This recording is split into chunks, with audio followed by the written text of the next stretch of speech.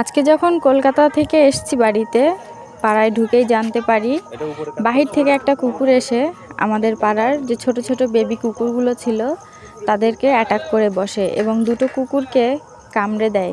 খুব খারাপভাবে তারা জখম হয়েছে। তারপরে আর কি করার, চলে গেলাম বাচ্চা দুটোকে ভ্যাকসিন করার জন্য।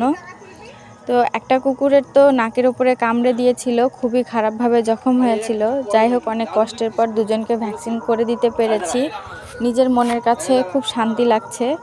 আরও বাকি 4টে করে ভ্যাকসিন তাদেরকে করতে হবে। তো আপনাদের পাড়ায় যদি বা কোনো বাড়িতে এরকম কোনো কিছু হয়ে থাকে অবশ্যই আমার সাথে যোগাযোগ করতে পারেন। আর এই ছোট ছোট বেবিগুলোকে আপনারা অবশ্যই ভালোবাসা দিয়ে যত্ন সহকারে আগলে রাখবেন, তাহলে দেখবেন আপনার বাড়িতে কোনো রকমের কেউ খারাপ নজরে ঢুকতে পারবে না। এরা কিন্তু অনেক আদরের জিনিস, ভালোবাসার জিনিস। এদেরকে ভালোবাসা দিলে আপনি একজন বিশ্বস্ত বন্ধু পাবেন।